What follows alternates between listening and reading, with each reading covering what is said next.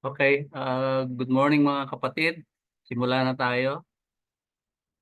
Ah, yan. Ah, ito na yung ating 14th service. Nagkataon naman, April 14. Ah, tatalakayin ko sana yung giyera sa Israel at saka Iran pero baka kapusin tayo ng oras. Kaya at saka yung eclipse, karoon ng eclipse. Yan. Ah, ito yung mga umattend last week, pinadala ni Tire sa atin ng mga screenshots. So, ah tutuloy natin yung mga sinet natin na target for this year. Yung primary kalina. Kasi Ah, inaano agad ah, Dito pa nakikita. mhm. Wala dito. So ito yung mga goals natin, yung strengthening our faith and knowledge as sons of God. Yung pangalawa, yung muling pagbabalik ng ating Panginoong Jesus at saka pagpapatibay ng ating personal na relasyon sa Diyos. At sa araw na ito, itong pagtutuunan uli natin ng pansin, yung relationship with God. At katulad ng uh, prinobide ko sa inyo sa aking account, ang topic natin ngayon, the old and new covenants, yung luma at bagong tipan. Lagi nating nababasa ito pero hindi natin na siguro ako personally, hindi ko masyadong naiintindihan kung anong kaibahan ng dalawang ito. Although in general, sinasabi natin yung isa ginawa sa pamamagitan ni Moses at yung bago naman sa pamamagitan ng ating Panginoong Yesus. So let's pray. Father, we thank you. Nagpapasalamat kaming muli, Ama, sa pagtitipon na ito. Kinalap mo ang iyong mga anak.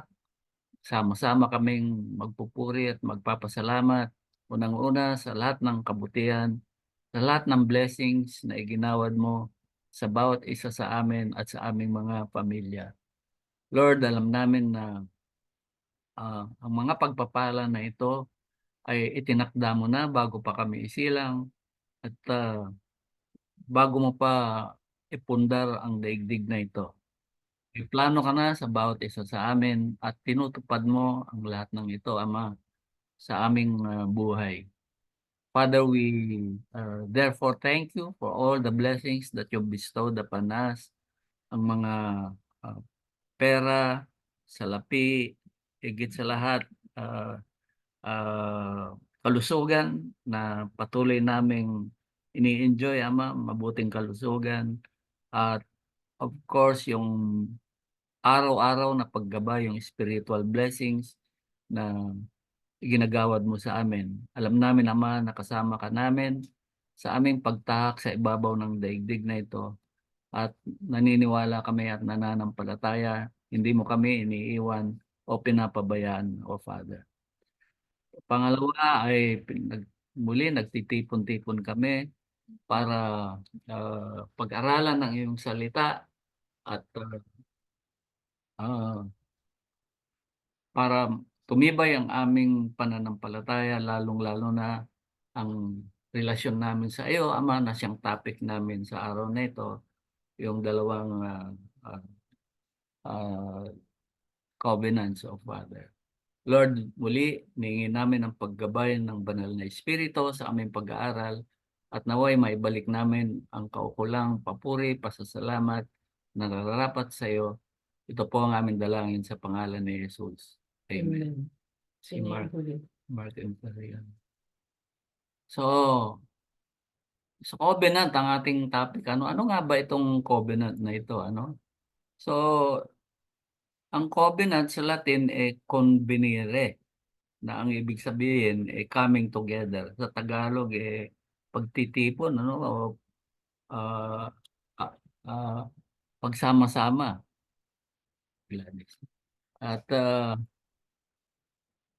ang nangyayari, dalawa o mas maraming tao ang nagtitipon-tipon, sabi dito para magkontrata, no?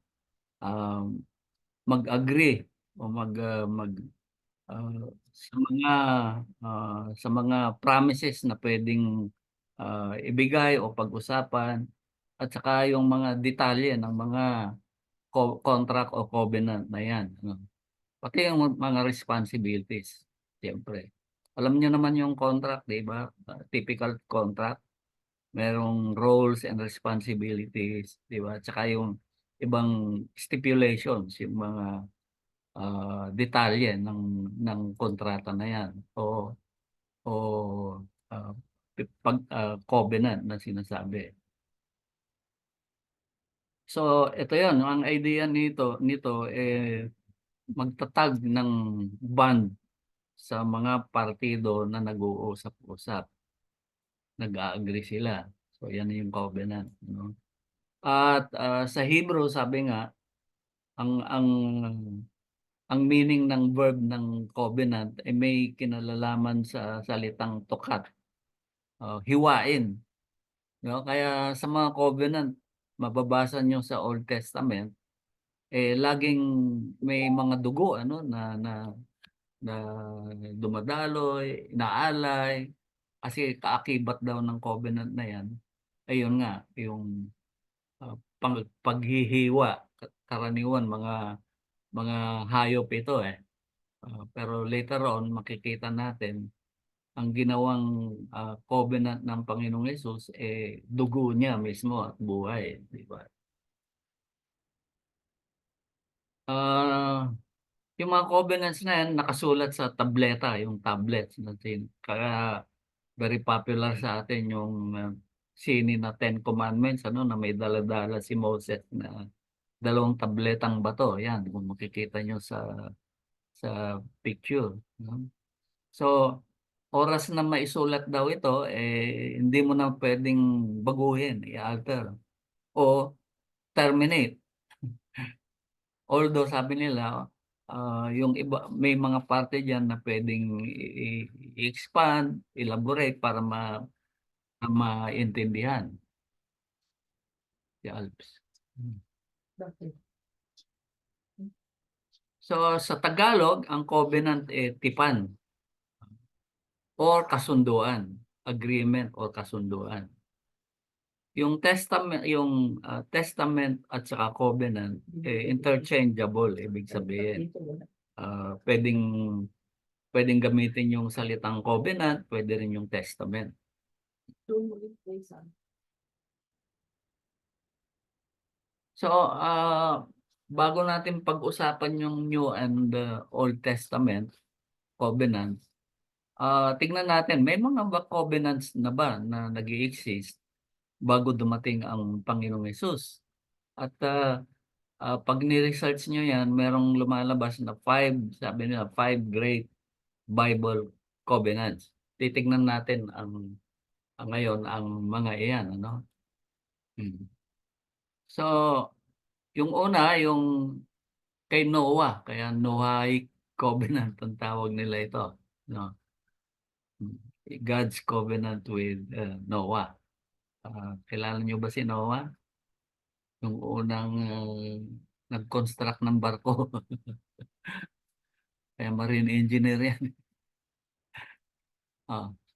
So, yung covenant ginawa ng Diyos kay Noah at kanyang mga anak, sabi, pagkatapos ng baha. So, nagbaha muna, noong natapos yung baha, nagkaroon ng agreement ang Diyos at kay Noah. Hmm. Tandaan nyo, tatlo yung anak ni Noah, di ba? Si Noah, sabi dito, ay kaisa-isahang nila lang nung panahon na yon na nag-walk with God. Anong ibig sabihin nun? Ito yung lagi nating naririnig, di ba? walking with God. Anong ibig sabihin nun? Parang kuwan yan eh, 'di ba? Yung kinukuwento ko palagi sa inyo na yung anak niyo na maliit, ano, inaakay niyo, sa pupuntahan ninyo o pupuntahan niya. Ganyan ang idea ng walk with God, 'no? Ibig sabihin nun, ah, ah, ginagabayan siya ng Diyos. Hmm. So lahat ng ginagawa ni Noah tinitingnan ng Diyos at ginagabayan siya, yan ang understanding ko diyan, walking with God. Naalala ko nga, sabi ko nga nung maliliit ang mga anak namin, ah, iniikot ko actually dito sa barangay namin ano, nakapajama pa kung minsan yung mga yan, naglalakad kami. Tapos pinapakita ko yung paligid, nagtatanong sila, oh, sinasabi ko, ganyan yan kaya, diyan huwag kang pupunta diyan, magulo diyan. Hmm.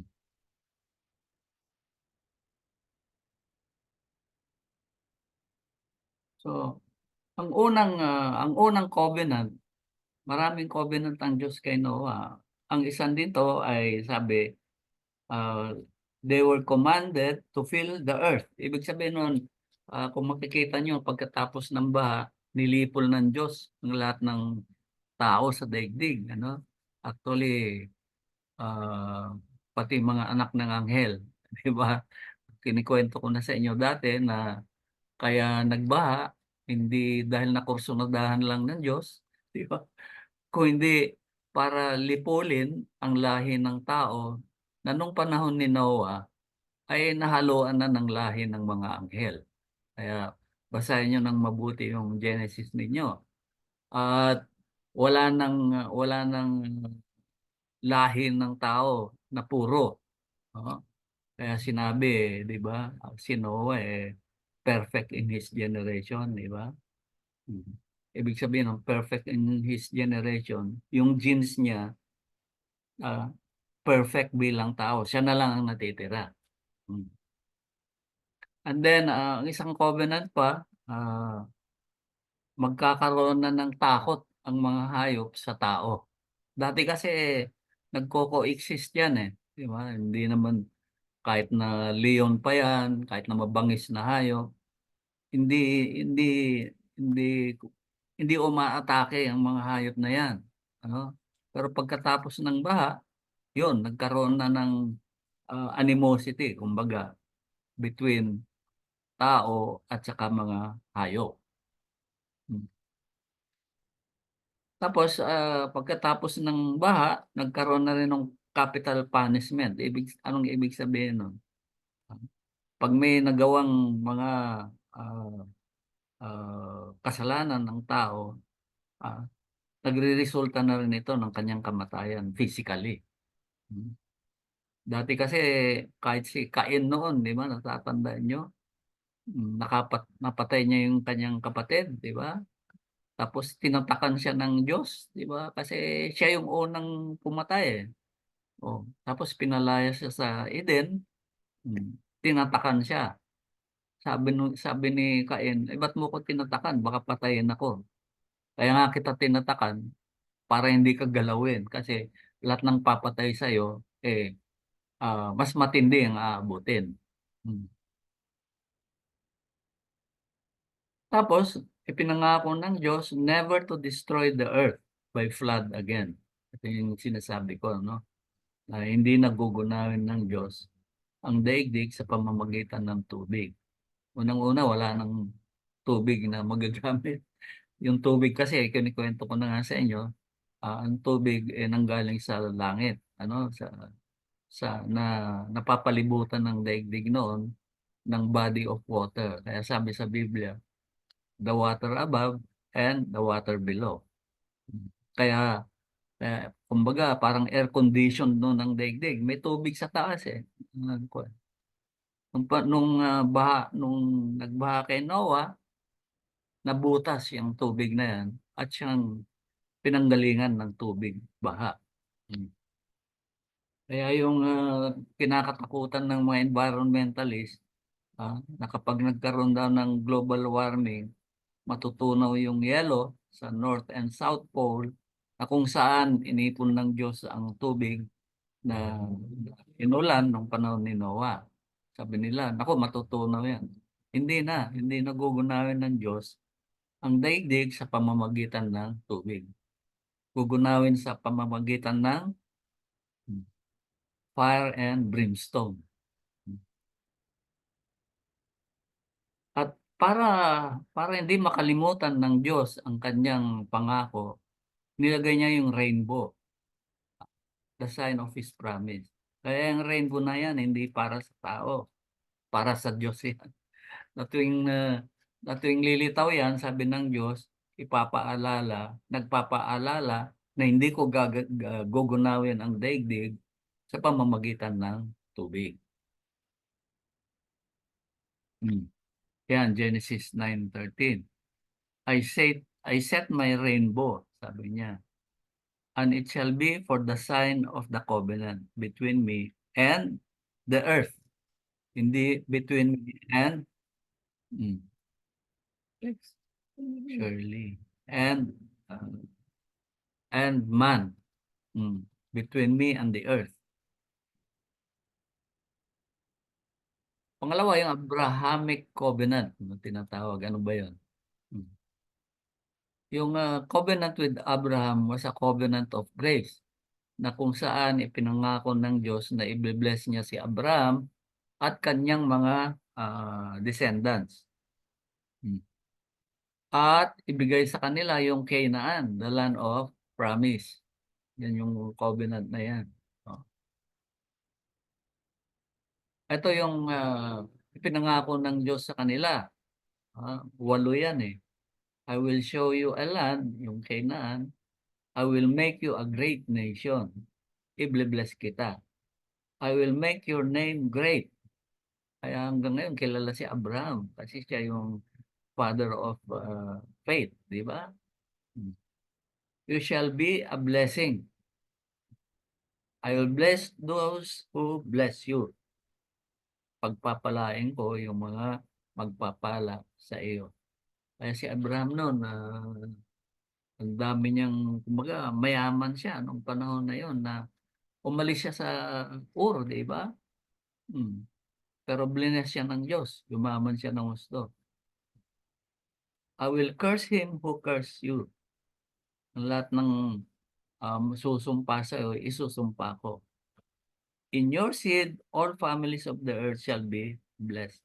Sa pamamagitan ng iyong lahi, lahat ng tao sa daigdig ay pagpapalain.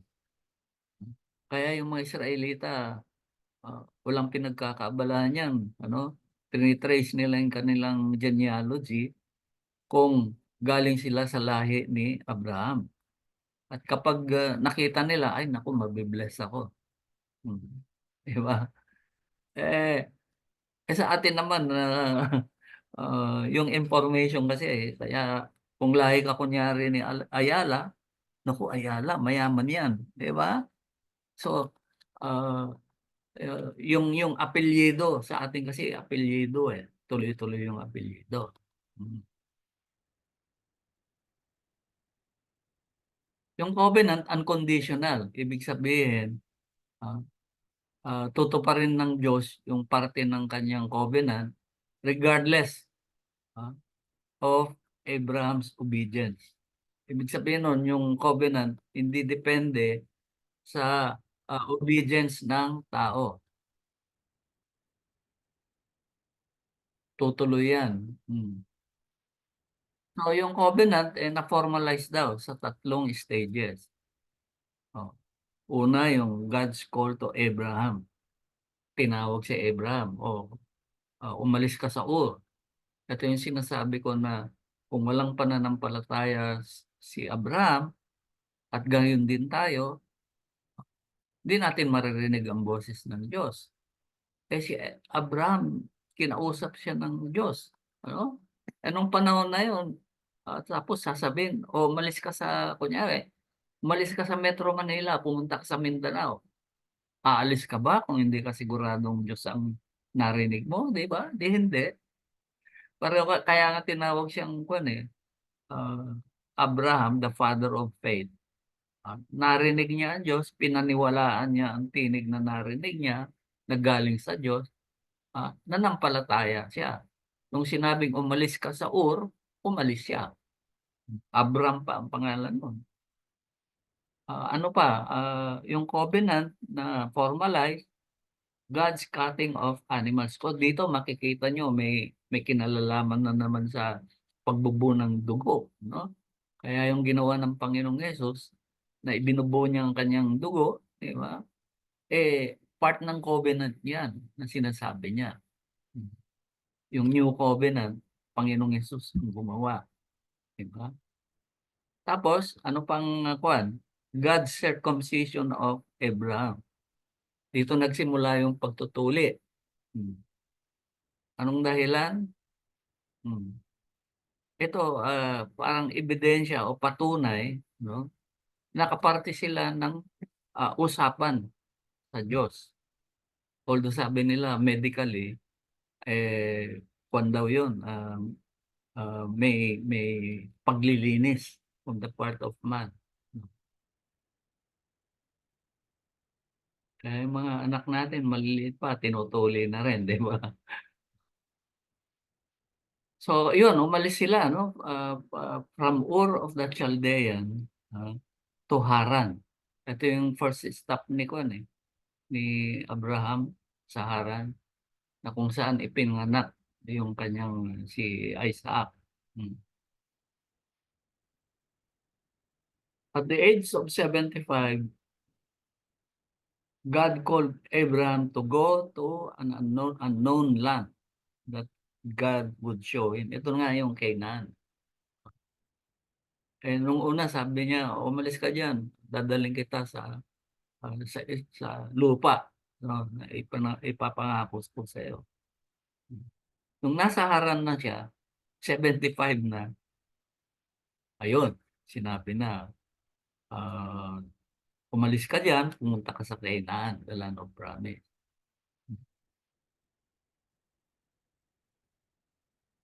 So, yun nga, kaya nakilala si Abraham na the father of faith. Kasi sabi, he believed in the Lord and the Lord accounted it to him for righteousness, katwiran. So, tayo rin, magkakaroon tayo ng katwiran kung tayo ay naniniwala o nananampalataya sa Diyos.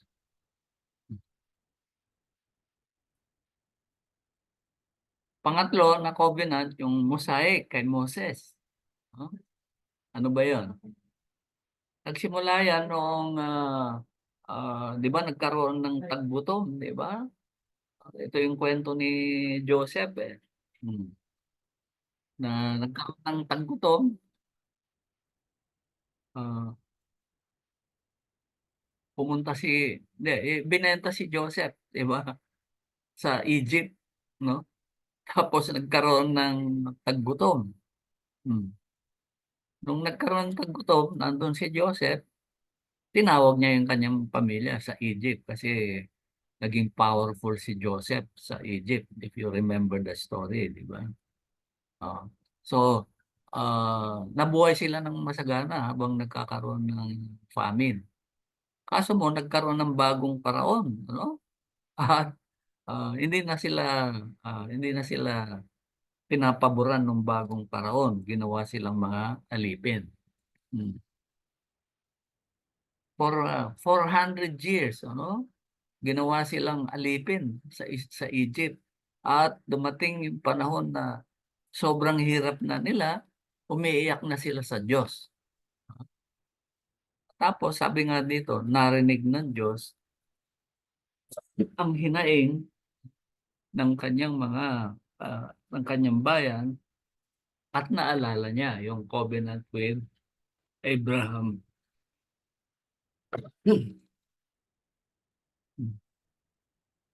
Ginamit niya si Moses pagkatapos nung 10 salot na, na dumaan sa Egypt. Inilabas ng Diyos ang mga Israelita sa Egypt. Nangating lang muna ko. Pagkatapos nilang umalis sa Egypt, eh, tumigil sila sa Mount Sinai. At dito, gumawa ng covenant, ang Diyos sa mga Israelita. Ang maganda nito, bago pa nila nalaman yung detalye ng covenant, nag-agree na yung mga tao.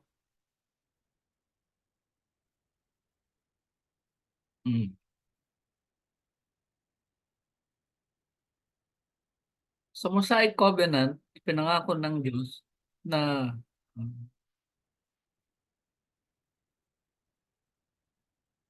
gagawin ng Diyos at gagawin ang mga Israelita na treasured possession among all people. Anong ibig sabihin ng treasured possession? Hindi ko matagal. Kumbaga, kumbaga alahas yan o kayamanan. Ah, Pinakaiingatan na kayamanan in a sense. Ano pa? Magiging kingdom of priests and holy nation sila. If, may condition dito if they follow God's commandments. Kaya Moses law Mm. As part of the covenant, binigay ng Diyos yung Ten Commandments kay Moses. The law of Moses na tinatawag. Mm. Ito nga, ang sinasabi ko, ang kautusan binigay hindi para iligtas sa lake of fire.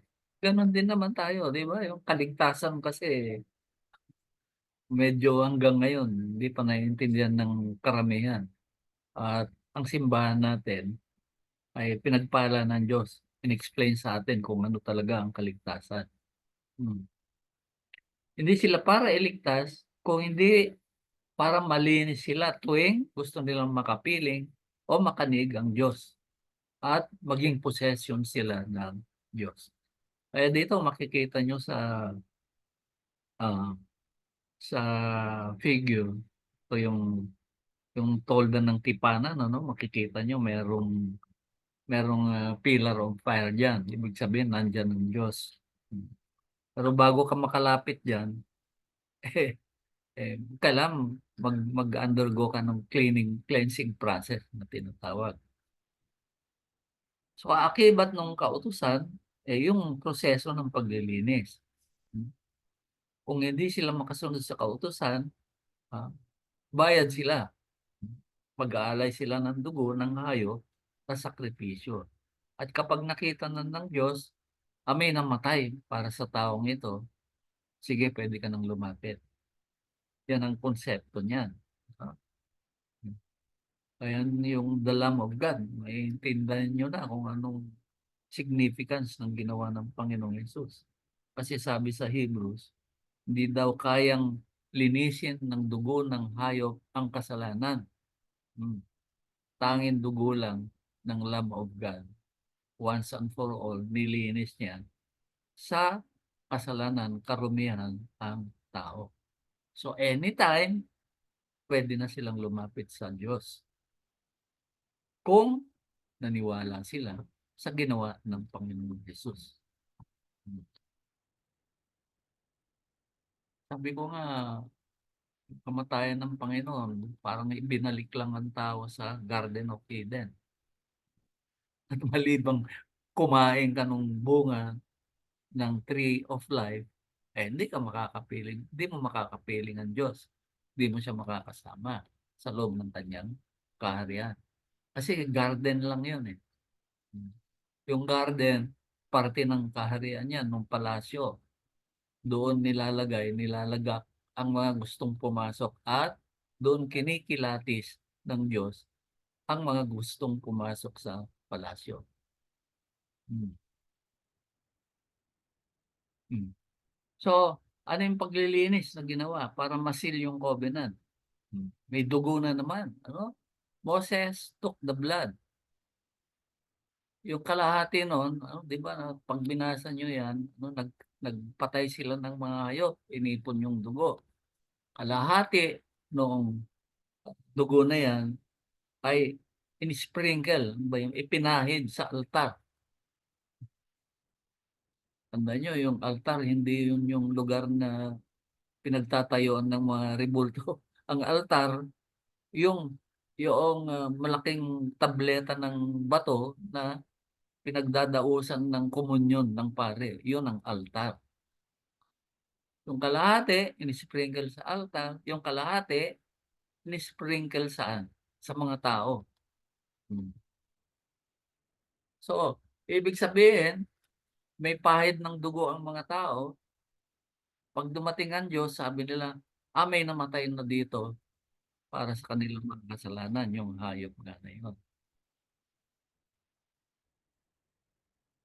Hmm. So, yun, iulitin natin ulit, ano? Yung covenant, may kaakibad na salitang tuka, hiwain, para tumulo yung dugo. Diba? Sa Hebrew sabi, according to the law, lahat ng bagay ay pinopurify, nililinis o tinatanggal ah, ng dumi sa pamamagitan ng dugo. And without the shedding of the blood, there is no remission of sin. Walang freedom, walang kalayaan sa kasalanan. Yan. So, yan, makikita nyo yung proseso ng purging ng mga pare, ano, andun yung inaalay ng mga hayop, sinusunog, tapos maamoy ng Diyos yun, matamis na samyo, ano, ng sinusunog. Lalapit ang Diyos diyan. Katulad ng paglapit niya kay Abel. Si Abel ang unang naghain ng sakripisyo. Kaya napalabas niya ang Diyos sa Garden of Eden. Lumabas siya at sabi niya, ano ba itong ginagawa ng taong ito? Hmm. Sabi ko nga, kung hindi pinatay yun, nakabalik na ang tao sa loob eh. Kasi na-discover na ng tao kung paano maaapis ang Diyos. Kailangan magpatay ng hayop at mag-alay ng dugo. Hindi yung gulay. Si Cain kasi, ha? Gulay ang inalay niya. Hanggang ngayon sa ating mga simbahan, gulay pa rin inaalay. Hmm. Gulay, prutas. So, yung kaso nga, yung Mosaic Covenant, depende sa pag-observe nila o pag-obey nila noong mga batas na sinabi ng Diyos. So, may parang bilateral agreement o gusto mong lumapit sa akin, mag-alay ka. Ha? Hindi, gusto mong lumapit sa akin, okay lang. Pero kapag may kasalanan ka, maglinis ka muna, magpatay ka ng hayop, ipahid mo yung dugo sa iyo, at saka lang tayo mag-uusap. Ah, yun ang agreement. Hanggang itinayo nga yung templo.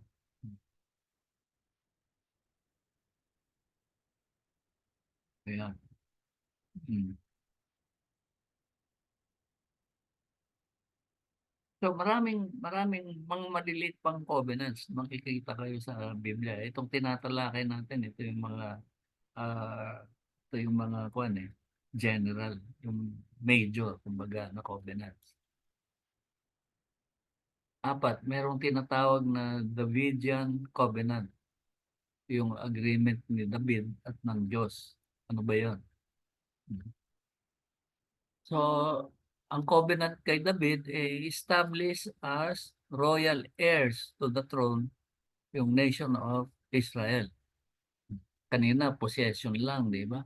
David, mag, mag, maghahari. Ito yung paghahari. So, yung covenant ng paghahari, ginawa sa pagitan ng Diyos at ni David. Kalin. Hmm. So, ito, ano ba yung covenant with David? So, ito yung mga usapan, ano, magkakaroon siya ng great name, si David, a place for the people. Ito yung Jerusalem at saka rest. Promises to be fulfilled after David's death, a house of God. Ito na yung Ito na yung templo na itinayo, Jerusalem Temple. Tapos magkakaroon siya ng descendant. Hmm.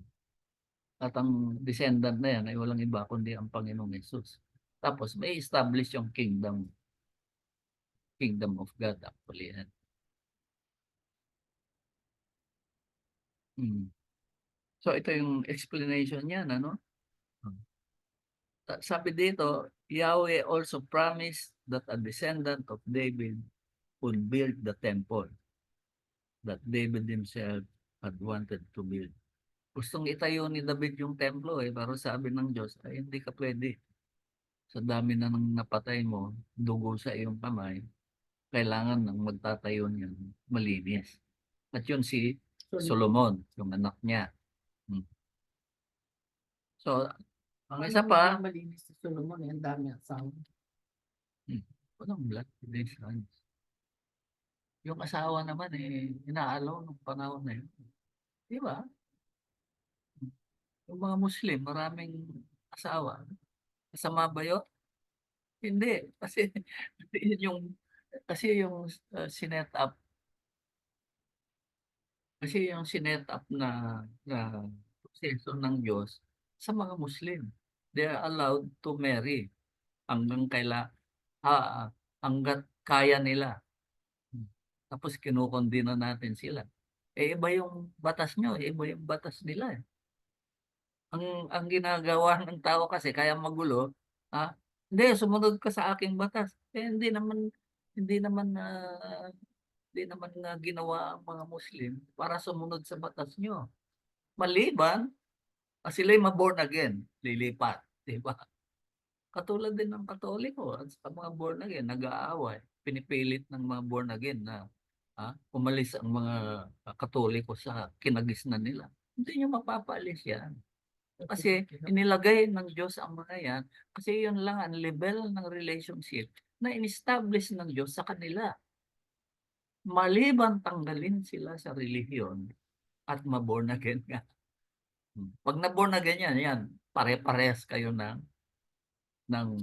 kaisipan ng mga sinusunod na batas. Pero hanggang bayaan nyo yan, relihiyon yan eh. Good enough. Unang-una, tagalangit na yan mga yan. Katoliko, Baptist, pati Baptist religion yan. Born again, di ba? Iglesia ni Cristo, walang masama dyan. Kasi sinusunod nila yung mga batas na ginawa ng Diyos sa kanila. Hindi nyo pwedeng, oy, lumipat ka dito. They are not cut out for the doctrines, belief na nakagisnan natin. Malibang maborn again yung yan. Kaya tigilan nyo na yung mga debate na yan. Hindi kayo mananalo dyan.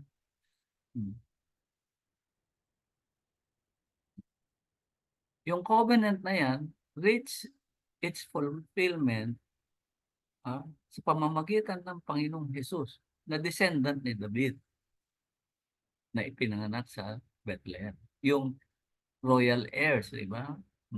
Magiging tagapagmana sila sa kaharian ng Diyos. Sinimulan ng Panginoon. Heirs ba kayo of the kingdom? Amen. Anong kondisyon? Napaniwalaan nyo na kapatid nyo ang Panginoon na Kristo, the Son of the Living God. Ito yung ubod ng mga itinuturo ko sa inyo. Hanggang mapaniwalaan nyo na hindi kayo anak ng tao, hindi kayo anak ng tatay nyo na nakagisnan sa bahay, anak kayo ng Diyos. Ang similya na ipinagbuntis ng nanay nyo ay similya mula sa Diyos. Kaya kayo ay anak ng Diyos. Amen ba? So, kung anak kayo ng Diyos, heirs ba kayo to the throne? Amen.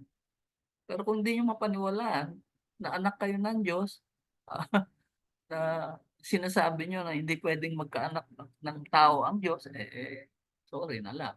Diba? Anyway, kung ano man ang pinaniniwalaan nyo, mamamayan na kayo ng langit.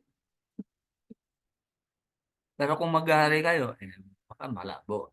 Diba? Sa Gospel ni Matthew, pinakita niya ah, na si Kristo ay the Son of David. In fact, Matthew 1:1 pa lang, sinabi na niya. So, he had the right to rule over God's people. Kumbaga, ito yung sinasabi ko, bakit bumaba ang Panginoong Hesus? Kasi ang Diyos ay liwanag, hindi makilala ng mga tao. In fact, nung panahon ni na Moses, pillar of fire siya at saka pillar of cloud. Pag nagsasalita yan, dumadagundo. Pag dumadating yan, merong trompeta, merong kidlat, may kulog. Takot talaga ang tao. Hindi mo naman pwedeng alisin yun kasi yun ang karakter ng Diyos pag dumadating eh. Di ba? So, ang ginawa ng para hindi matakot, para hindi matakot ang tao, bababa ako bilang tao. Ito yung sinasabi ko na para maintindihan nyo yung salita ng aso, dapat maging aso din kayo. Di ba? Yan. Kaya sabi, nagpakababa daw ang Diyos. Naging tao na mas mababa kaysa Diyos. Si Peter nag-preach din na ang Panginoong Hesus was a fulfillment of God's promise to David. Kaya kaya natupad yung Davidian Covenant. Yung Mosaic Covenant, natupad din ng Panginoong Hesus. Ha? Na yan, mamaya pakita natin. Ito na, yung panghuli, the Covenant of Christ, which is the Covenant of Promise. So, sa Biblia, sa New Testament, makikita nyo na, kinukumpara yan. Although, kung babasahin nyo yung New Testament, pinapakita niyan kung anong kaibahan nung Mosaic Law doon sa ginawa ng Panginoon na covenant, mga pangako ng Panginoon. So, si Paul, sa Galatians, sinasabi niya, yung dalawang tipan, yung isa galing sa Mount Sinai, yung isa galing sa Jerusalem above, galing sa langit. Sinasabi din ni Paul, yung covenant na ginawa sa Mount Sinai kay Moses, a ministry of death and condemnation. Ano ibig sabihin? May batas eh, di ba? At bago ka lumapit sa Diyos, may cleansing ritual ka, di ba? Ito yung sinasabi ko. Ang bandang uli, nung panahon na ng Panginoon, ang dami nang hindi makalapit sa templo. Bakit? Wala ng pera yung mga tao para bumili ng hayop na siyang papatayin at ibubuhos ang dugo. Wala na mahihirap ang mga tao. May mayaman lang nun, mga pariseo, di ba? Oh, ilan-ilan lang. So, kaya sabi ng mga pariseo, wala namang kasama yan kung hindi mga makasalanan. Bakit nasasabi nilang makasalanan? May pruweba ba sila? Oo, kasi silang nagbabantay ng templo, hindi nila nakikita yung mga tao na yon na lumalapit sa templo kasi walang pambili ng hayop para malinis nila ang kanilang kasalanan at makapasok sa templo. Kaya sabi ang Panginoon, ang ministry ng Panginoon pumupunta sa makasalanan. Di ba? Kasi ang salita ng Panginoon, yung mga i-explain niya, yun ang kapalit ng paglilinis na dapat gawin nila kay Moses. At the same time, nakakausap nila ang Panginoon na pinaniniwalaan nila na anak ng Diyos.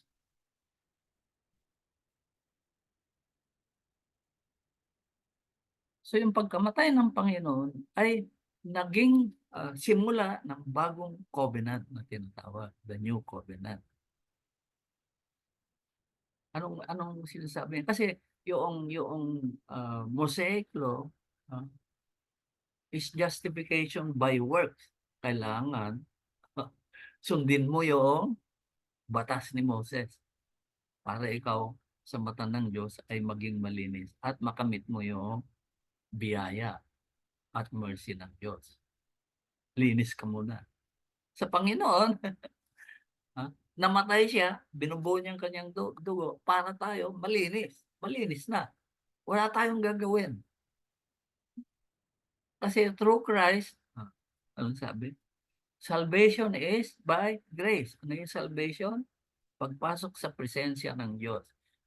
Ang pagpasok sa presensya ng Diyos ay sa pamamagitan ng biyaya, not by works. Hindi sa pamamagitan ng pagsunod sa batas ni Moses. Ang maigi nito, hindi lang forgiveness ng sin. Ilagay ko ito yung lagi kong pinipreach sa inyo. Kapag kayo naniwala na anak ng Diyos, titigil na kayo sa pagkakasala. Diba? Kasi kung lahi kayo ng Diyos, ang Diyos, sinless. Kung anak kayo ng Diyos, dapat yung anak, sinless din. Diba? Hmm. Eh, yan kung mapapaniwalaan nyo. Kung hindi okay lang. You suffer the consequence. Oh. Kung hindi kayo naniwala, hindi namatay ng Panginoon, nagkakasala pa rin kayo hanggang ngayon. O anong sakripisyo ang gagawin nyo ngayon? Namatay ng Panginoon. Diba? O, malibang nasa nasa Garden of Eden, nasa Garden of Eden na ulit kayo, binalik kayo ng Panginoon. Andun yung tree of life, kumain kayo sa bunga. Walang iba kundi ang Panginoong Hesus para mapanampalatayaan nyo na kayo anak ng Diyos at titigil na kayo sa pagkakasala. Bakit? Makakapiling nyo ulit ang Diyos. Nung kapiling ni Adan at Eva ang Diyos, wala silang kasalanan. Yung glory ng Diyos ay natatakpan. Natatakpan si Eva at Adan. Si Eva at saka si Adan. Kaya sinless sila. Wala silang alam na kasalanan. Tinukso sila nung hayop. Ay, hindi, kainin mo yan para malaman mo yung mabuti at masama. Ito yung sinasabi ko na. Oo nga, no? Puro sa mabuti yung alam natin. Ano ba yung masama? Di ba? Hmm. So, Jesus is the mediator between man and God. Siya yung tagapamagitan.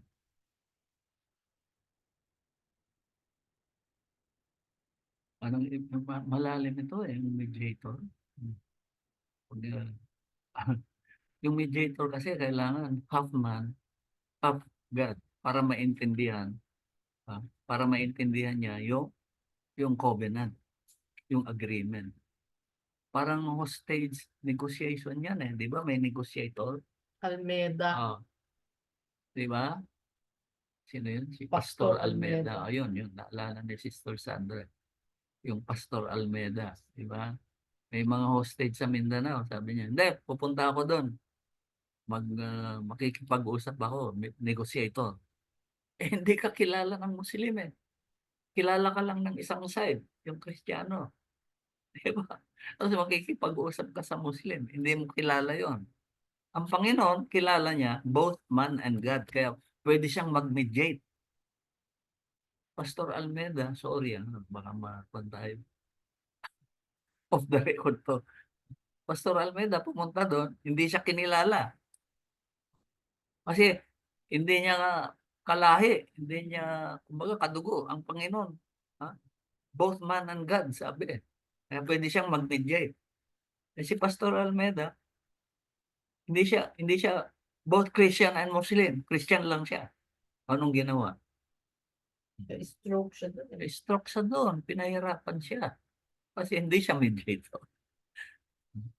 Teka. Yan. So yung pagkamatay ng Panginoon, yun ang nagsilbing panata or pledge. Na siyang nag-selyo ng bagong covenant o tipan. Yung New Testament, basahin nyo. Ako, maiintindihan nyo yung mga sinasabi ko. Ano oras ba? 7:30. Yung Old Mosaic Covenant, ito tignan natin 'no, yung safety clause ng covenant na 'yan, written commandment siya, 'no. Tapos yun nga merong process of cleansing para makaniig nila ang Diyos. So, yung Ten Commandments na 'yan, paano maging equal in holiness with God, 'di ba? Kasi yung purpose ng Diyos for creating man, "Let us make man in our image and likeness." Hmm. Ito rin ang dahilan kung bakit natukso sina Adan, ng ahas, 'no? Sabi nila, oo nga 'no, puros good ang alam natin. Yung evil di natin alam sabi nung ahas, ah, "You shall be like God, knowing good and evil." Hindi nila alam yung evil. So paano natin mararating yung image and likeness of God kung di natin alam yung evil? Kaya kumain sila. Now they are both, they are equal with God, knowing good and evil, kaya pinalaya sila. Kasi may kasalanan na sila. God will never break His covenant with Israel. Nasa Judges yan. Ano yung seal of the covenant? The blood of the covenant. Ito yung dugo ng hayop, no? Na sinasakripisyo, ini-sprinkle sa altar at sa mga tao, pinapahid. Kaya nga paglapit mo sa Diyos, hindi niya nakikita yung kasalanan mo kasi dugo ang nakikita niya. Sabi niya, may namatay dito. Sige, okay ka na. Lumapit ka na sa akin. Wala kang kasalanan. Sabi nga sa Hebrews, without the shedding of blood, there is no forgiveness of sin. Hmm. Hmm. Napakahalaga nito. Nung namatay ang Panginoong Yesus, napatawad ba ang kasalanan ng tao? Ilan sa kasalanan ang napatawad? Ilan? Binayaran niya ang kasalanan na nakomit ni na Eva at Adan. Binalik sila sa Garden of Eden. So, nung nasa Garden of Eden sila, lahat ng alam nila mabuti, pero kailangan makapiling nila ang Diyos. At para makapiling nila ang Diyos, maging permanente na wala na silang kasalanan, titigil na sila sa kasalanan, paggawa ng kasalanan. Kailangan kumain sila ng fruit of the tree of life, who is none other than the Lord Christ Jesus. Hmm. Ang sabi ng Panginoon nung Last Supper, "This is my blood of the new covenant, which is poured out for" lahat ba? "Which is poured out for," hindi all, "for many," yung mga napili, yung mga magiging anak ng Diyos.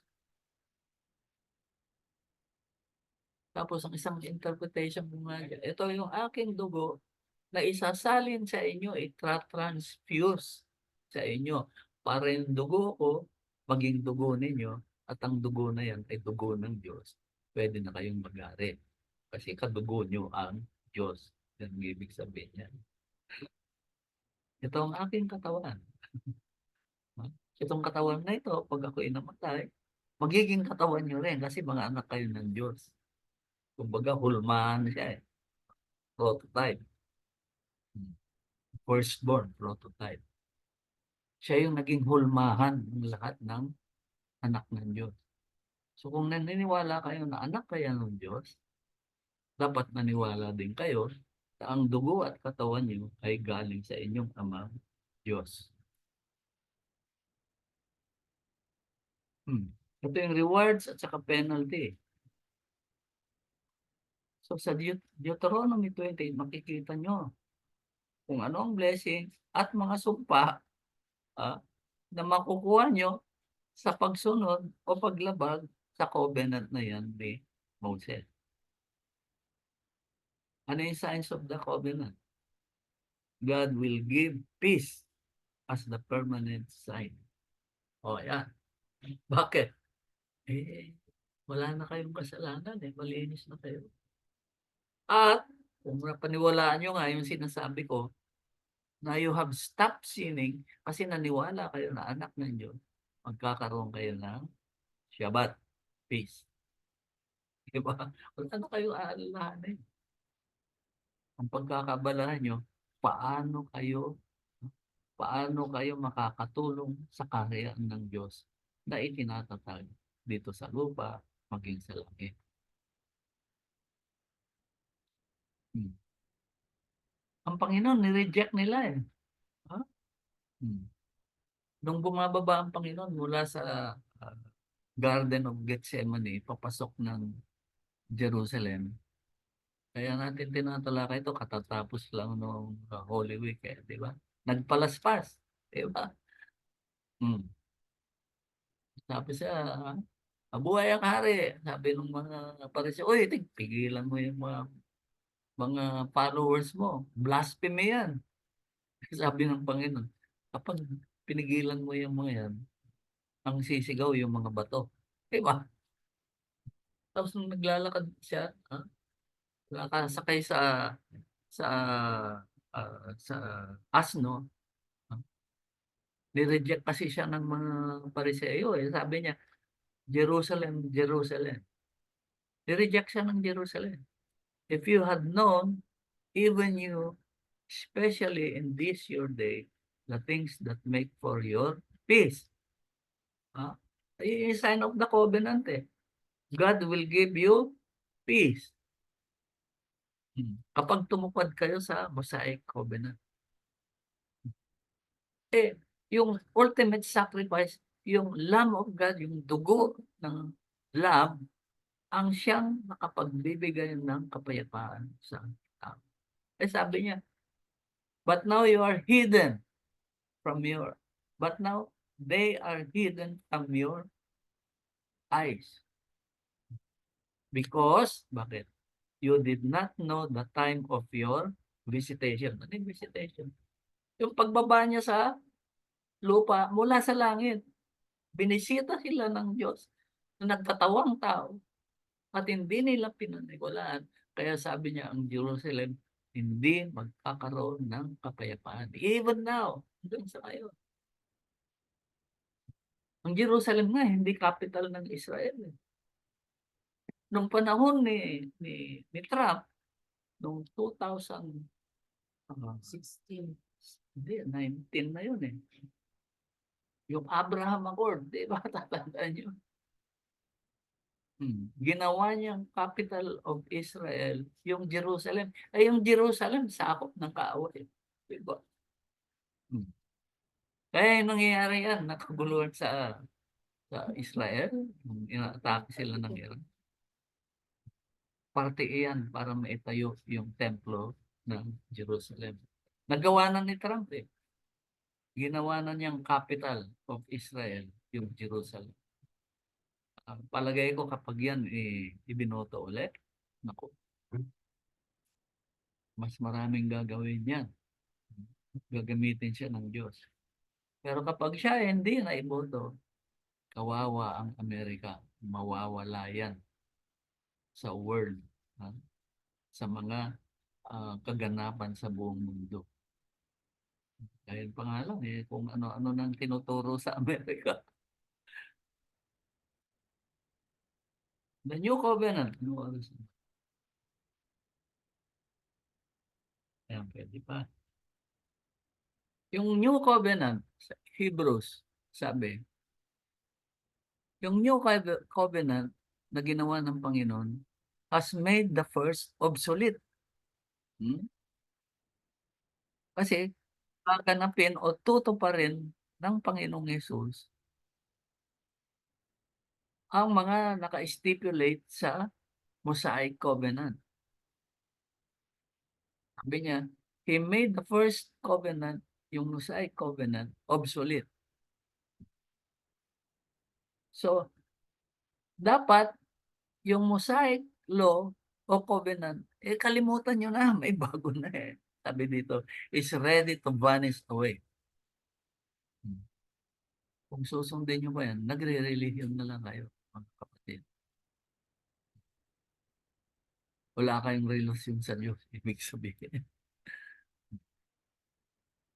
Kung walang kakulangan sa Hebrews din, kung walang kakulangan ang unang tipan, hindi na sana nangangailangan pa ng pangalawa.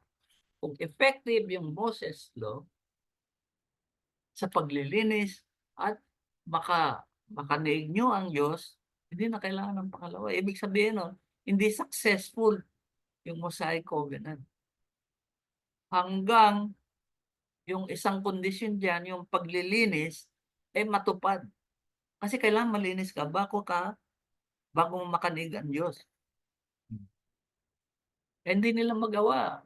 Laging nagkakasala ang tao. So, kailangan niya mag-offer ng hayop, papatayin. Kung araw-araw nagkakasala ka, abay, ubos ang pera mo, di ba? So, hindi effective. Kaya marami nang hindi pumupunta sa templo.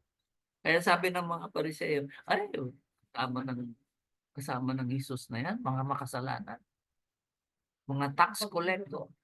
Di ba? Kasi yung mga tao hindi na makalapit sa Diyos. Wala silang pambayad. Di ba?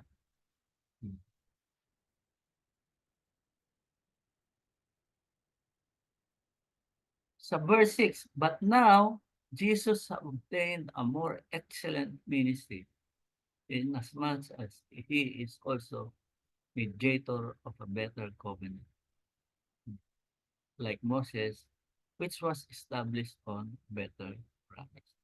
Mas effective kasi once and for all, binayaran ng Panginoon ang lahat ng kasalanan ng tao. Kumbaga, kung bayad na, pwede ka nang lumapit sa templo, pwede ka nang lumapit sa Diyos. Malinis ka na. You have uh, you have been granted the righteousness to approach, to talk, to have relationship with God. Bakit? Kasi naniwala ka sa Panginoon Jesus. Naniwala ka na namatay na siya para sa iyo. 80 pesos ka. Wala. Ang problema, yun nga, ito ang problema. The Israelites cannot make themselves holy before God. That's why God cannot be with them. Yan ang problema ng Mosaic. Ang Panginoong Yesus nga, mahirap, di ba? Nung ipinanganak siya, anong inalay ni Maria? Alapati daw. Na pinakamurang hayop na pwede mong ialay sa templo. Kung ang bibigat ng kasalanan mo, bawat kasalanan kasi, di ba? May kaukulang bayad. Kung mabibigat ka, baka ka araw-araw. Ubus ang kabuhayan mo. Pag ubus ng kabuhayan mo, nagkasala ka ulit, hindi ka na makakalapit. Kaya sabi ng mga ay, hindi ko nakikita ito sa templo. Makasalanan yan. Which is true.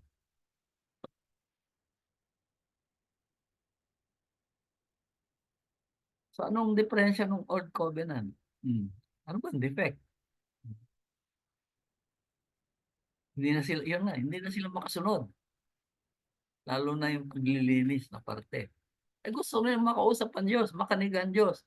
Bago nila magawa yun, dapat malinis sila. Kung may kasalanan ka, anong paglilinis? Baka, kambing. Kung every week, nag-aalay ka ng baka, isang taon, ilang baka ang iaalay mo? 54 na baka, ubos ang kabuhayan mo. Hindi pwedeng, pag mabigat ang kasalanan mo, kalapati lang iaalay mo. Di ba? Di mo pwedeng ipalit sa kalapati ang kambing na dapat mong ialay.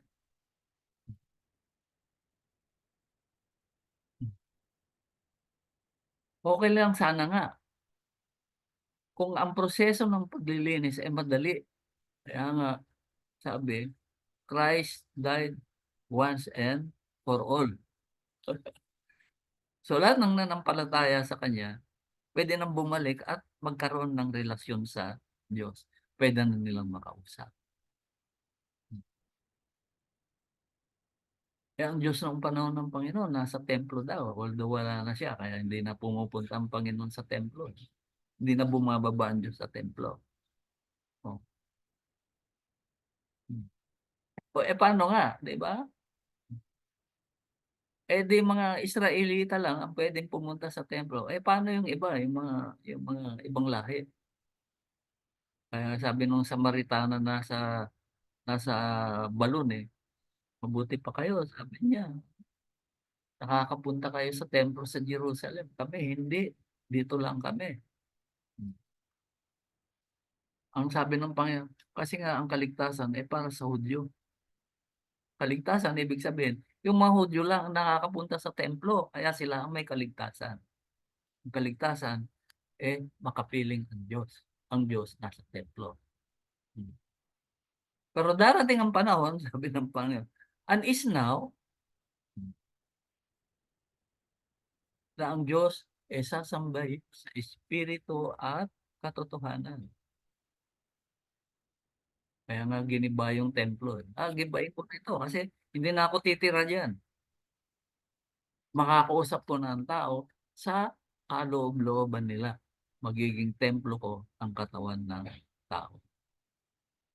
Kaya sabi ng Panginoon, this is my body. Ito yung templo na dapat mabasa iyo para tirahan ka ng Diyos at makaniig mo siya. Di sila makasunod sa boses ng Diyos. Bakit? Eh, nasa templo ang Diyos. So wala silang diretsong koneksyon sa Diyos.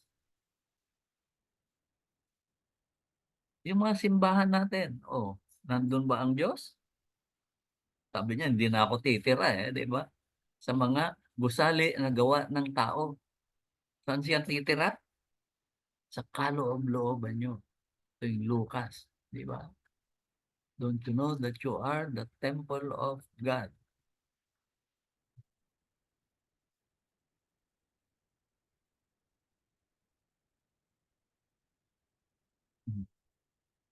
Tapos ang problema pa noon, panahon ni Moses, ayaw kausapin ng mga tao ang Diyos.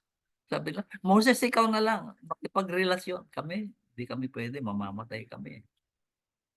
Tatakot kami. Kasi tuwing lalapit ang Diyos, may kulog, may kidlat, may ulap, merong mga karuwahe na paikot-ikot. May nakakatakot. Diba? Kaya, Moses, ikaw na lang. Ikaw na lang makipagrelasyon at kung anong sabihin ng Diyos, sabihin mo na lang sa amin.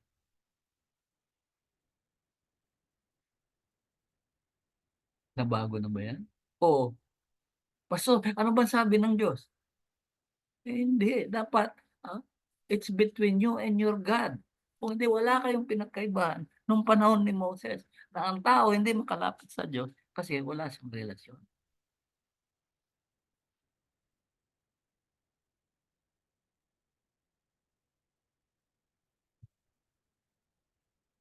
Ito yung oh, ikaw na makipagrelasyon. Pakinggan mo lahat ang sinasabi ng Diyos, tapos sabihin mo sa amin. At makikinig kami at susunod. Ito yung sinasabi ko. Hindi nila alam eh. So, nag-agree na sila, susunod kami.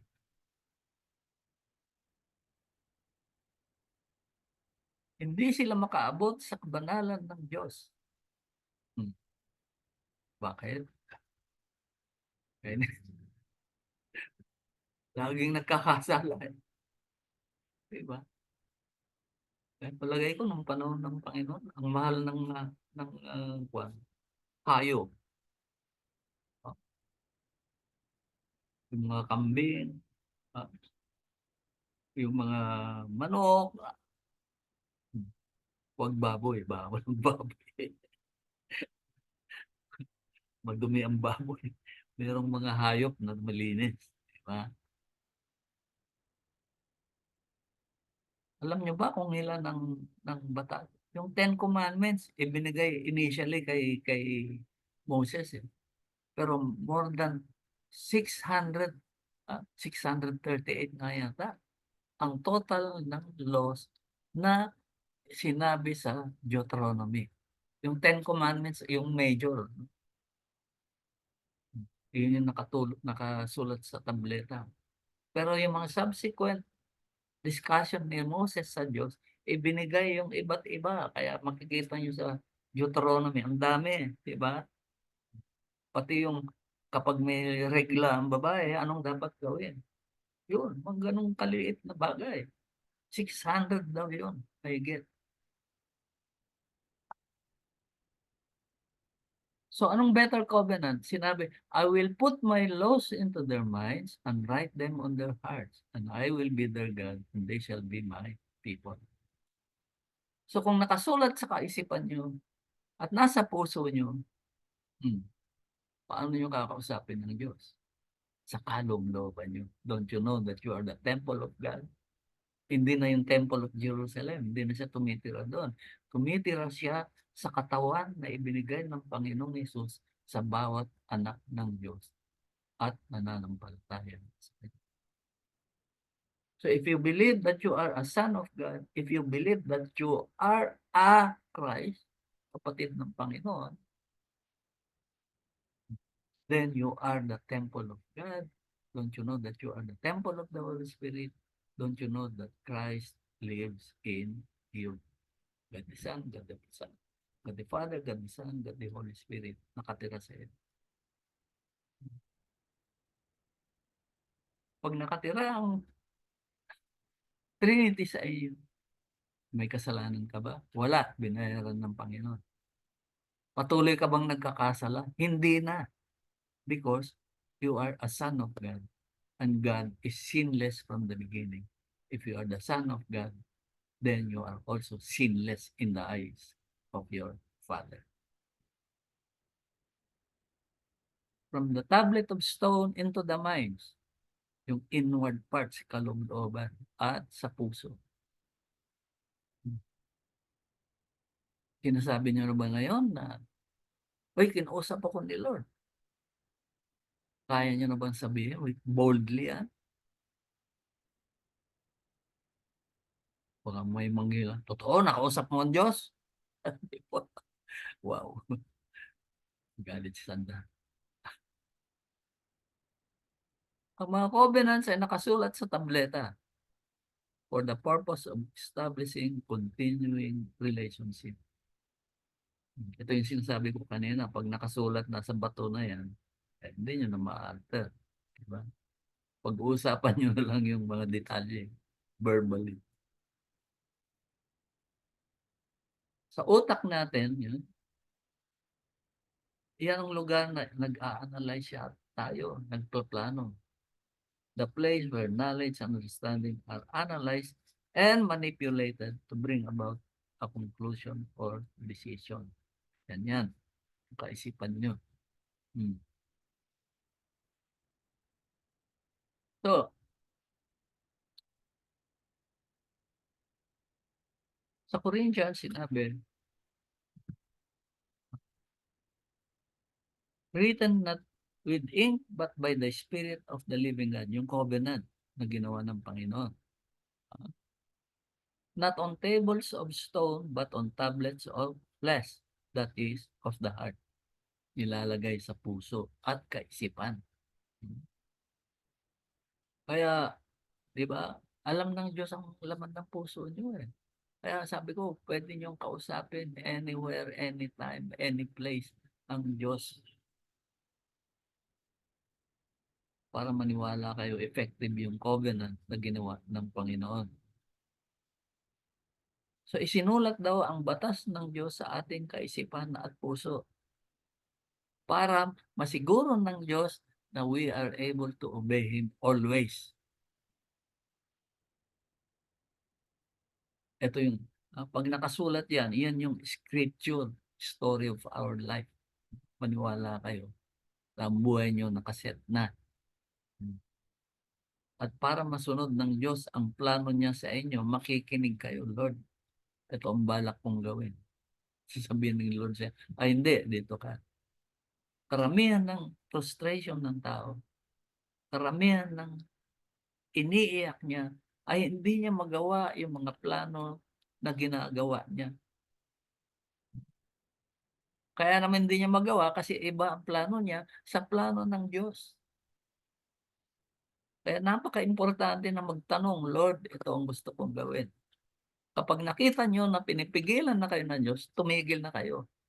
Kasi hindi yun ang istorya ng buhay niyo for the day. May ibang plano ang Diyos. Ano ba yung heart? Ito yung puso.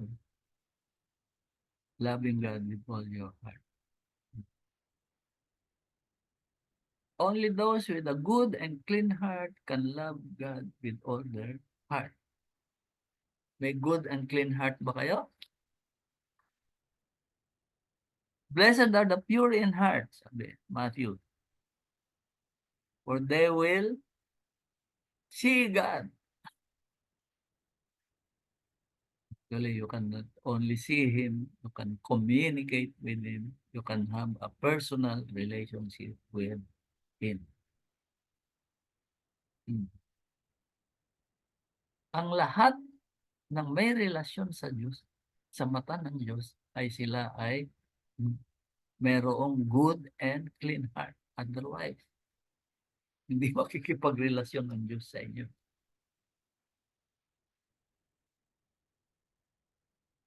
Only obeying the commandments is our way of expressing our love for God.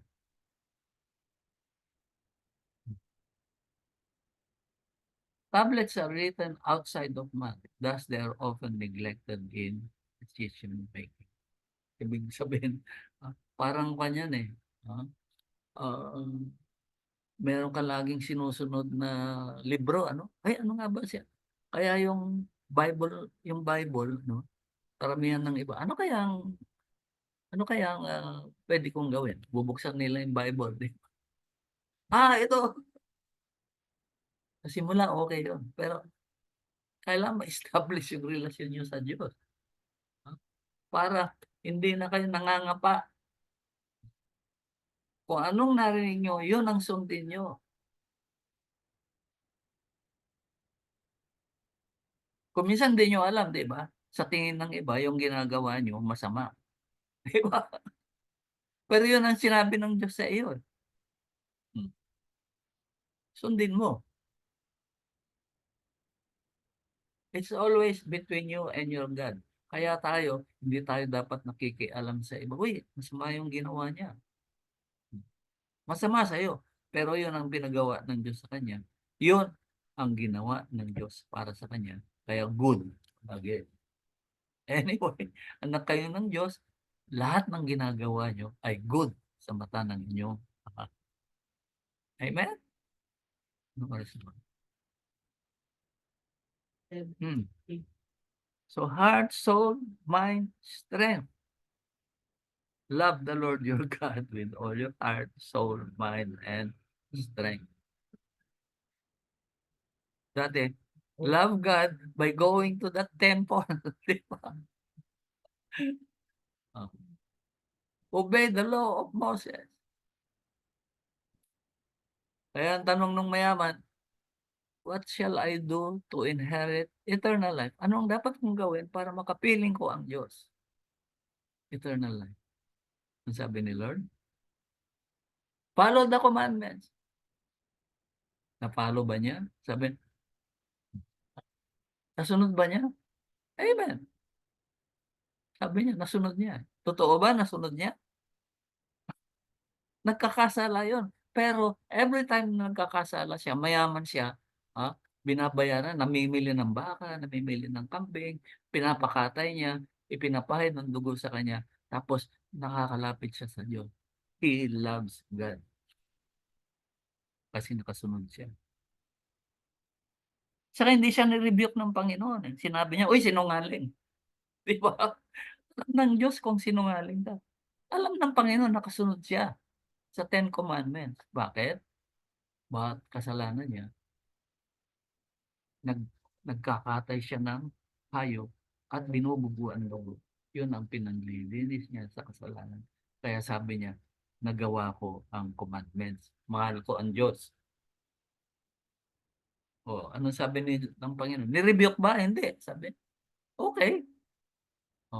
May isa ka pang kulang, di ba? O, anong kulang?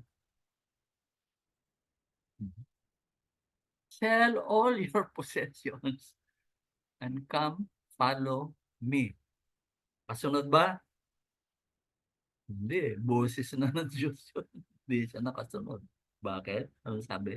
Because He has great wealth. Ano sabi ng Panginoon? It is almost impossible for a rich man to enter the presence of God. Hindi siya makasunod kasi pera na ito eh. Di ba? Pera-pera. Kaya hindi buo yung paniniwala niya sa Panginoon na siya ay anak ng Diyos. Kasi kung naniwala yun, ah, katulad ni, sino yun, yung panda, ang sabi niya. Zacchaeus. Oh, yun, si Zacchaeus. Sabi ni Lord, oh, Zacchaeus, kakain ako sa bahay mo. Oh, hindi, pues, tapos nung huli, sabi ni Zacchaeus, hmm, binalik ko lahat. Di ba? Lahat ng Lahat dinaya ng ko. lahat ng dinaya ko binalik ko na. Ba't nakasunod? Kasi naniwala siya sa Panginoon eh. Pero mo nasa sa sobrang pandak niya, umakyat ng puno. Hindi naman siya nag-i-expect ano. Makita lang niya ang Panginoon. Eh mayaman siya eh. Ayaw mayaman, aakyat kayo sa puno. 'Di ba? Kuwan yun, sign of humility. Nakita siya ng oo. Zacchaeus, baba ka diyan. Bakit Lord? Punta ako sa bahay mo, kakain ako dun. Naku, tuwang-tuwa si Zacchaeus. Tapos sabi nung mga Pariseo, ay, ang kasama niya. Di ba?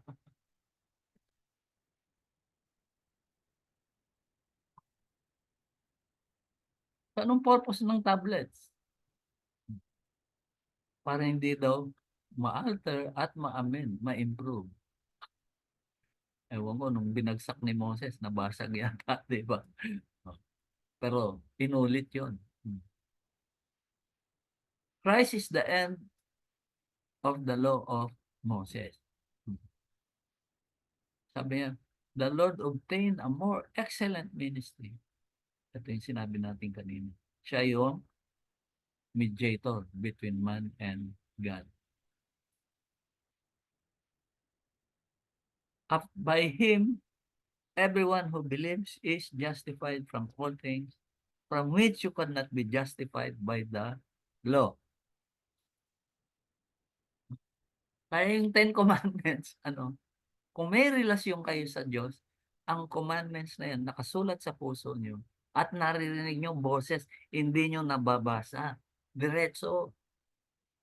Kaya yung pag-attend nyo dito every Sunday, ang mga salita ng Diyos na narinig nyo, dapat nakalagay sa puso at kaisipan nyo para kayo ay nabubuhay na for the day, for the week, magiging buhay na tinig dapat magiging buhay na boses ng Diyos dapat. Ang mga naririnig nyo ngayon tuwing Sunday, para kayo ay makasunod sa Diyos. May basis kayo. Yung nabasa niyo, ay nabasa ko pero tama si Lord. Dapat ito ang gawin ko.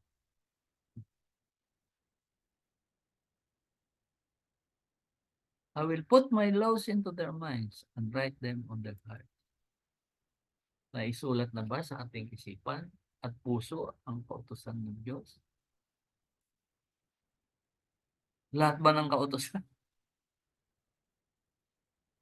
Sabi sa Romans, God has dealt or bestowed upon each one a measure of faith. Ano ibig sabihin nun? Ano yung mapapakulang? Yeah. Hindi pare-parehas ang sinasabi nito. Hindi pare-parehas ang pananampalataya ng bawat isa. Lahat tayo na nakikinig ngayon, iba-iba. Ang sukat ng pananampalataya natin, hindi sa mata ng tao, kundi sa mata ng Diyos. Lahat ng ginagawa natin ay ayon sa plano ng Diyos.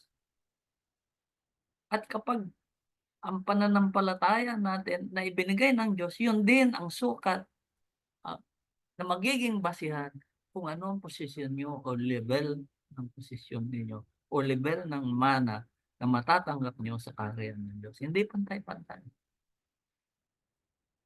Each one a measure of faith. Yung pananampalataya ko, iba sa pananampalataya ng aking misis, for example. Di natin alam, baka yung katabi natin, mas mataas ang measure of faith. It doesn't matter. Kasi it's between you and your God palagi. Ang kadil ninyo dito, ang Diyos, hindi yung katabi ninyo. Sasabihin niyo, uy, bakit siya mataas ang pananampalataya? Hindi pwede. Bakit siya laging nakakasunod? Ako hindi. Kasi yun lang ang level ng pagsunod na nagagawa mo ayon sa kagustuhan ng Diyos. God, diba, will be pleased in anything that you do on this earth. Ay, huwag kayong mabahala. Sabi nga, magkaroon kayo ng kapayapaan. Lahat ng ginagawa nyo dito sa lupa, nakasulat na bago pa kayo isilang. Yung salita, yung kilos, yung gawa, nakasulat na yan. Di pa kayo pinapanganak. Kasi yun ang istorya ng buhay nyo. Kumbaga sa sine, tapos na ang pelikula ng buhay nyo. Di nyo na yun mababago. Amen.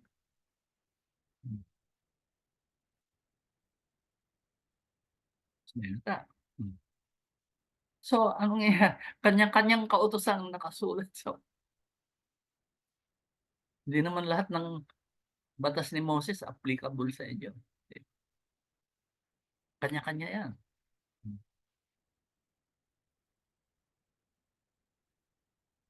Ito na yung depende sa posisyon o level o antas na itinakda ng Diyos sa bawat isa sa atin. Yan. Ordinary citizen ba tayo? Taga-silbi na tayo sa kaharian. Ordinaryong, wala ko, nalagpasan nyo na yung pagiging ordinaryong mamamayan. Kasi, alam nyo, umaattend kayo sa ating church. Beyond the mere belief in God tayo. May personal relationship na tayo sa Diyos. Hindi tayo ordinaryong mamamayan.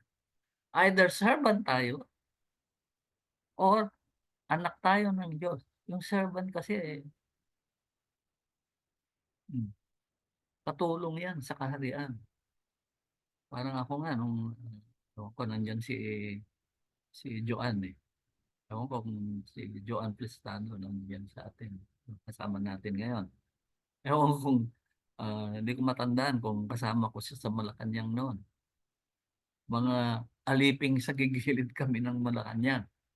May bahay kami sa gilid ng Malacanang, doon nakalagay lahat ng consultant. Ah? Pero iba yung feeling, uy, nasa loob ka na ng Malacanang, di ba? Ganun ang feeling ng servant.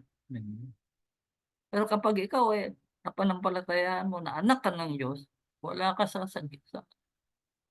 gilid. Nasa loob ka ng Malacanang, kasama mo yung presidente. Di ba?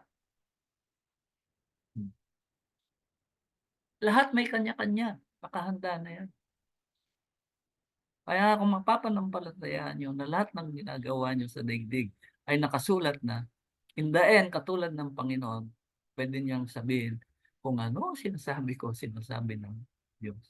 Kung anong ginagawa ko, ginagawa ng Diyos. For I and the Father is one. Iisa. Di ba? Lahat sinet na ng Diyos. Kailan sinet? Bago pa ipundar ang daigdig. Pero everything has been put into motion on the seventh day ng creation. Anong ginawa ng Diyos sa seventh day? God rested in all ng kanyang ginagawa. Bakit? Naiset na niya, pati buhay natin. Kailan sinet? On the seventh day. Nagkaroon siya ng ano? God rested. Tumigil na sa paggawa. Lunes, gumawa ulit siya. Hindi na, tapos na eh. Tinitignan na lang niya kung lahat ng plano niya ay tumatakbo. Pati yung buhay niya. Tapos na yan eh. At sabi niya, he derives pleasure sa ginagawa mo. Bakit? Siya yung nagsulat ng istorya ng buhay mo, eh. Kahit sabihin ng kapitbahay mo, kahit sabihin ng kapatid mo sa pananampalataya, kahit sabihin ng kaibigan mo, ang sama ng buhay mo. Eh, teka, masama sa tingin mo, pero sa aking Amang Diyos, good. Kasi siya ang nagsulat ng lahat. Amen? Hmm. So, nagkakasala pa kayo? Where there is no law, there is no transgression. Anong law nyo ngayon? Yung tinig ng Diyos.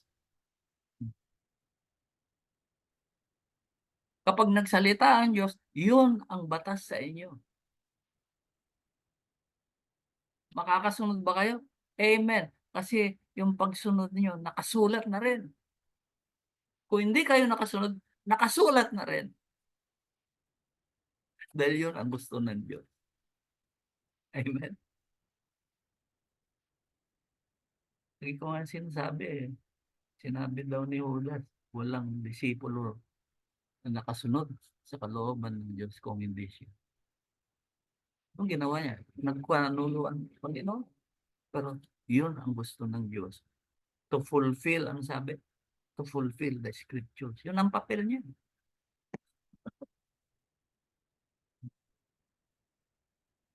I will be their God and they shall be my people. Amen ba? Tayo, hindi lang tayo people. I will be their God and they shall be my sons. Hmm. Lahat ng tao na sinulatan ng Diyos ng kanyang kautusan ay kanya rin bayan o. Anong ibig sabihin nito? Yung law of spirit nakasulat na sa puso ninyo. Yun ang kautusan sa inyo. At ito ang magpapatunay na kayo ay bayan, parte ng bayan niya at mamamayan ng langit.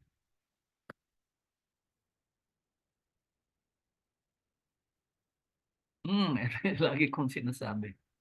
Lahat ng Pilipino ay mamamayan ng langit. Luma na itong nailagay ko. po.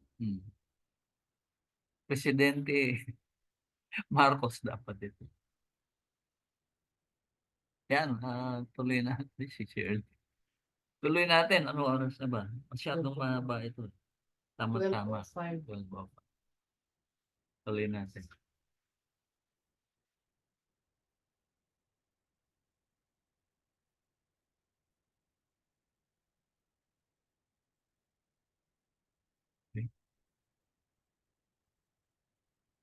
Okay.